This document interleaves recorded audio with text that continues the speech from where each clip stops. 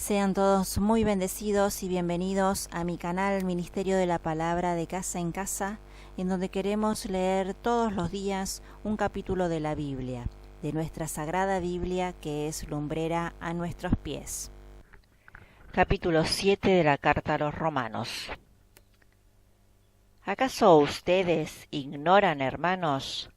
Hablo a gente que entiende de leyes, que el hombre está sujeto a la ley únicamente mientras vive. Así, una mujer casada permanece ligada por la ley a su esposo mientras él viva, pero al morir el esposo queda desligada de la ley que la unía a él. Por lo tanto, será tenida por adúltera si en vida de su marido se une a otro hombre. En cambio, si su esposo muere, quedará desligada de la ley y no será considerada adúltera si se casa con otro hombre. De igual manera, hermanos, por la unión con el cuerpo de Cristo, ustedes han muerto a la ley para pertenecer a otro, a aquel que resucitó a fin de que podamos dar frutos para Dios. Porque mientras vivíamos según la naturaleza carnal, las malas pasiones, estimuladas por la ley, obraban en nuestros miembros para hacernos producir frutos de muerte.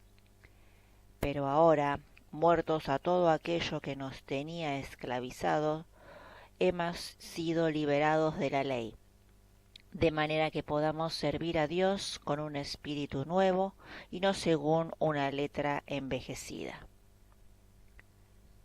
¿Diremos entonces que la ley es pecado? De ninguna manera. Pero yo no hubiera conocido el pecado si no fuera por la ley.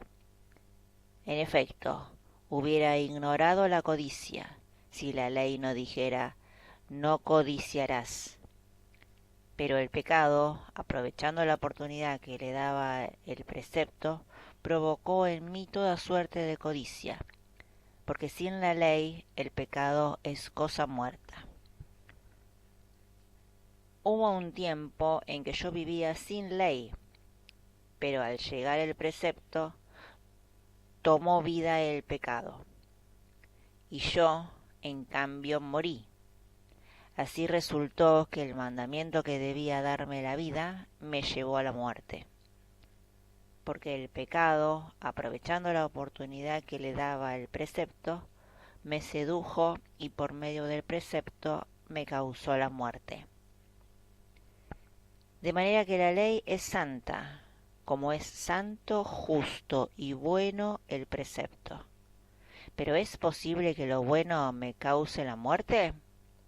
De ningún modo. Lo que pasa es que el pecado, a fin de mostrarse como tal, se valió de algo bueno para causarme la muerte. Y así el pecado, por medio del precepto, llega a la plenitud de su malicia. Porque sabemos que la ley es espiritual, pero yo soy carnal y estoy vendido como esclavo al pecado. Y ni siquiera entiendo lo que hago, porque no hago lo que quiero, sino lo que aborrezco. Pero si hago lo que no quiero, con eso reconozco que la ley es buena. Pero entonces no soy yo quien hace eso, sino el pecado que reside en mí, porque sé que nada bueno hay en mí, es decir, en mi carne. En efecto, el deseo de hacer el bien está a mi alcance, pero no el realizarlo. Y así no hago el bien que quiero, sino el mal que no quiero. Pero cuando hago lo que no quiero, no soy yo quien lo hace, sino el pecado que reside en mí. De esta manera vengo a descubrir esta ley. Queriendo hacer el bien, se me presenta el mal. Porque de acuerdo con el hombre interior, me complazco en la ley de Dios.